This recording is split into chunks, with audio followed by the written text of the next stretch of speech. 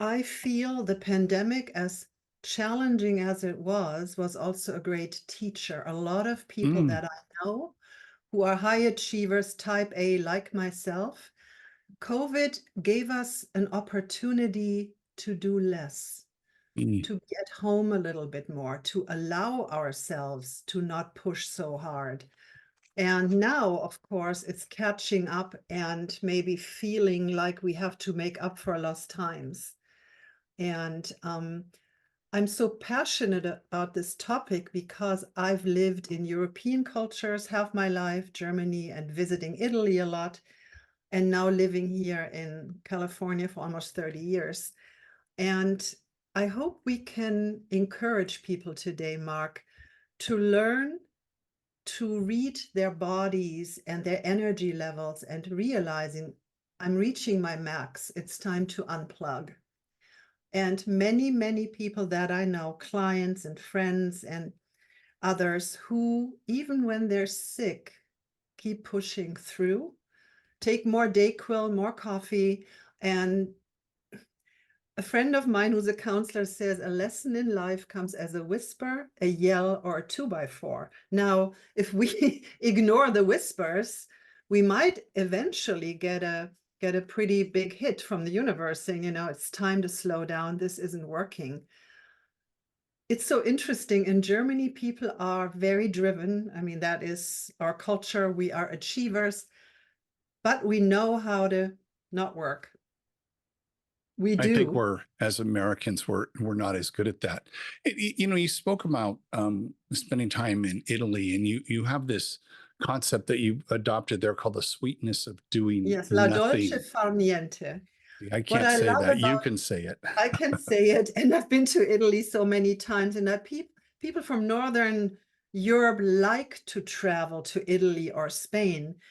The Italians, at least when I was there, probably still, they can sit with an espresso on the piazza, let life go by. And I had this experience at Lago di Garda. I was dating a type A pilot. He was running around in the village. And I went to our hotel bar and said, make me an espresso. And I took it out, sat by the lake, and I had it. I had it for a brief moment, maybe 15 minutes.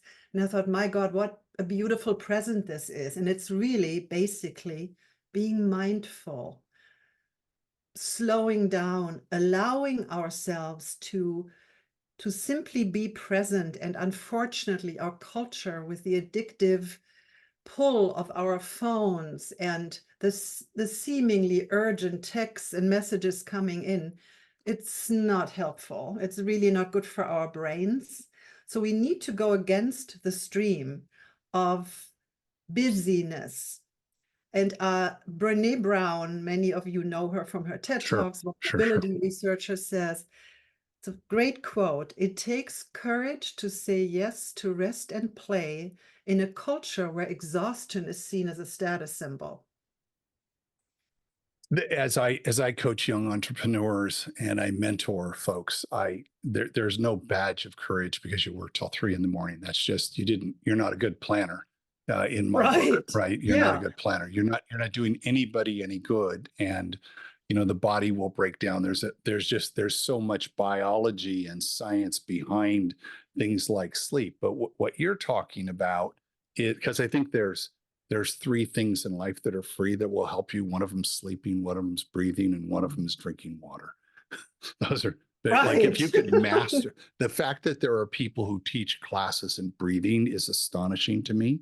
And there are sleep experts, which is astonishing to me. Yes. I think when you talk about that slowing down, I'm curious because I love it when you talked about the spark. I love it when you got that idea.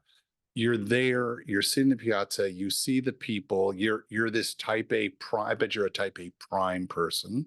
I'm And recovered type A, but yeah, it took a so while. so what was Yes. it what was it that inspired you to, as you told us, go get that espresso and say, I'm gonna try this? What was the story you told yourself?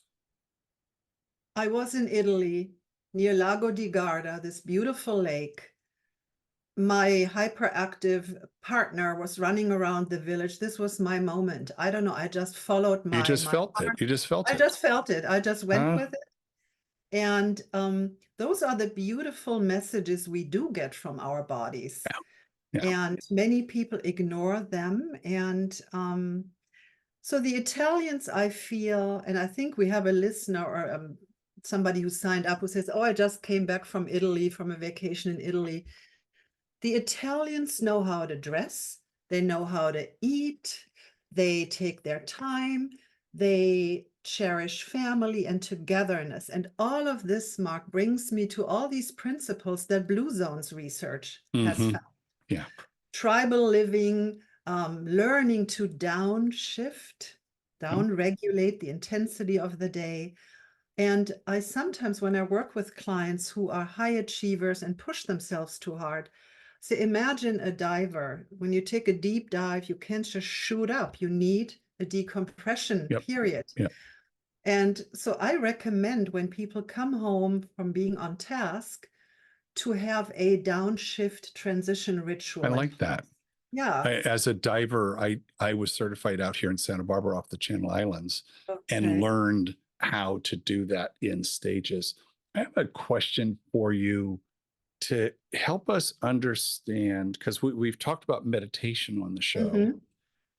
Is that sitting, I'm going to stay with sitting lakeside and being quiet and listening. Mm-hmm.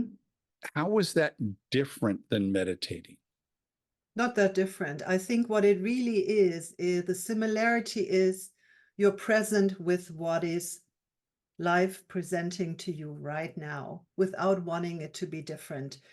And Eckhart Tolle, he is the guy who wrote The Mm-hmm. Power of Now. He says, I have this quote here somewhere. He says, most people treat the present moment as if it were an obstacle that they need to overcome. Since the present moment is life itself, it is an insane way to live. I love that quote. Me too. So nobody is present like that all the time. I don't know any. It's nearly impossible, isn't it? It's impossible, but I think we can be intentional. And when we talk to people, not waiting for us to just add to what they're saying, really being present and becoming a good listener, for example, is also slowing everything down and not multitasking. I'm really not into multitasking anymore. And as a self-care tool, this mindful unplugging is so important. I see people on the beach walking, looking at their phones. It makes me so sad. It's like there's the ocean, put your feet in the water, be Especially here here. in Santa Barbara. Yes. So, One of the things that that I find interesting is putting the idea of being present and listening into practice. That mhm, is that it can be challenging. And one of the side benefits I found is I run with my wife an improv school here, mhm, carpinteriaimprov.com. We teach people how to do improv, and it's mostly people our age, mhm. and it's about and they're all up in their head all the time, just exactly like you're talking. Yet for that 2 hours or that 2 minutes that you're in a Yes, scene, you can't be in your head. You're going to miss something. You have to yes, listen loudly. You have to yes, and you have to feel in your body, because what we teach them is when your scene partner walks out and says something, how does that make you feel? Don't yes, try to be funny. Don't try, just how does it make you feel? Be yes, honest. And yes. honest lives are funny. They just, the way we live our lives, there's funny pieces to it. Of And course. the benefit that as you're talking, I'm thinking every Tuesday night and every time I'm on stage, I get to practice this being very still, listening, being very Yes. present for And that being in the moment, very go much. with the energy that's there. And I recommend as a practice, how can we practice, you Yes. asked? I Yeah. Yeah. recommend something like we can call it bookending your day. And Mm, I invite people in the morning to set an intention for the day. And right. this could be, may I be gentle with myself and others? May I listen well? May I not force outcomes, etc., etc. Could be anything. May I be present? And at night, you wrap up your day with gratitude and acknowledging what went well, and maybe sharing in your head, what was my favorite moment of the day? And the more we look for these little, there's a new term called glimmer, where you have glimmers of awe or a Yeah. beautiful moment that warms your heart. I feel life is so rich as it is, Mhm. and we rob ourselves with the busyness and unfortunately the social media addiction and Netflix. We've all done it during the pandemic, at least I did. Sure. So Guilty.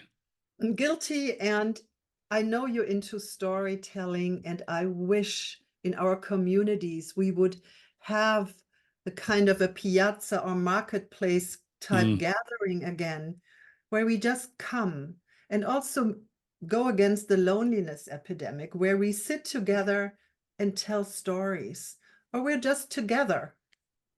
I think That there's has been lost. Mhm. lots of people are feeling that now, and they're drawn towards that. I think part of the TED movement, the TEDx movement for sure, is Mhm. people coming together on a regular basis. Today, TEDx Laguna Blanca, our local high school here in Santa Mhm. Barbara, I was there this morning. I think there were 1,000 people in the auditorium Oh, listening to wonderful. 16 Yes. different speakers and Yes. inspiring these young people. And I think Yeah. things like The Moth, which you can listen to on NPR, you can in here in Santa Barbara, you can go participate in that. And people are seeing the value of storytelling. I think that's one of the things I love so much about the TED format is we get to have people like yourself who could tell us these stories that illustrate important points.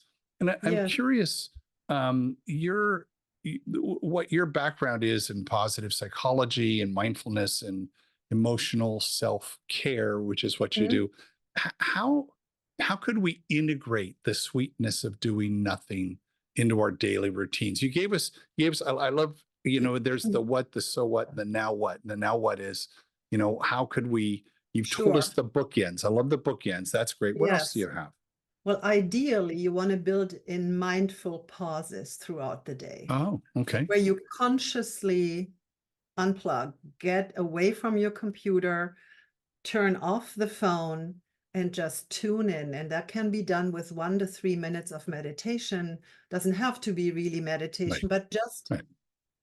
unplugging and unplugging from the external world, plugging into your own needs. How am I feeling? What am I needing? How am I uh, assessing that I'm pushing too hard? In my case, is my shoulders get really tense. Mm, Ah, enough. mm.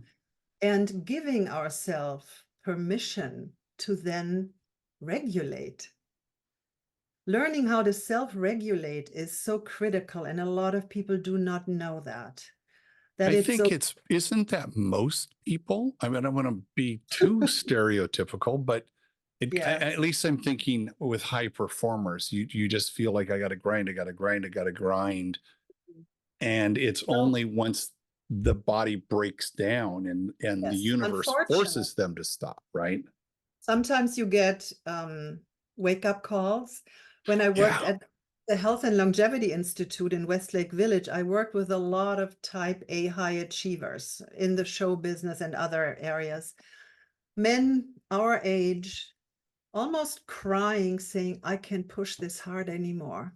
Mm, So why wait until that breaking point comes? I feel another good exercise that I did years ago from a coaching book was write your own eulogy. It's like, well, does Petra oh want to be no. known?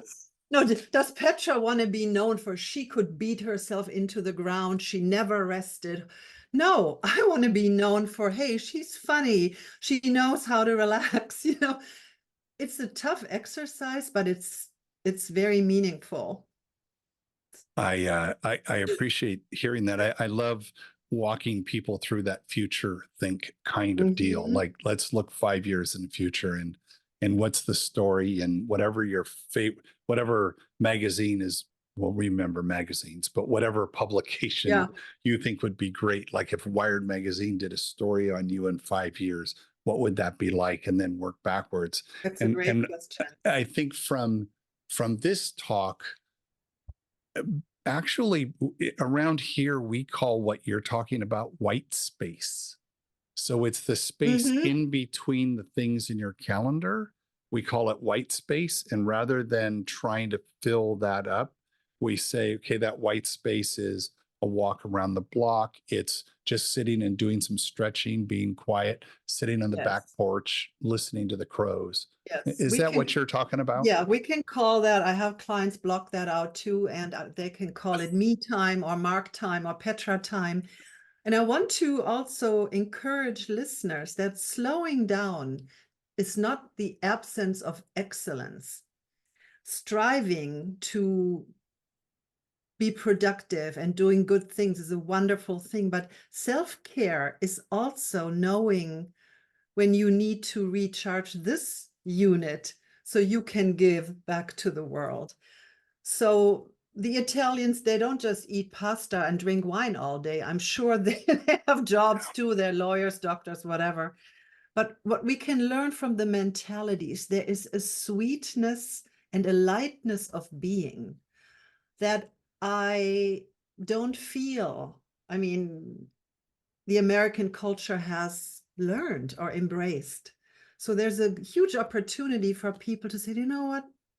I think I'm going to build in more sweet moments into my day. Petra, thank you so much. Our audience is going to really appreciate this. Pleasure. Thank you so much, Mark.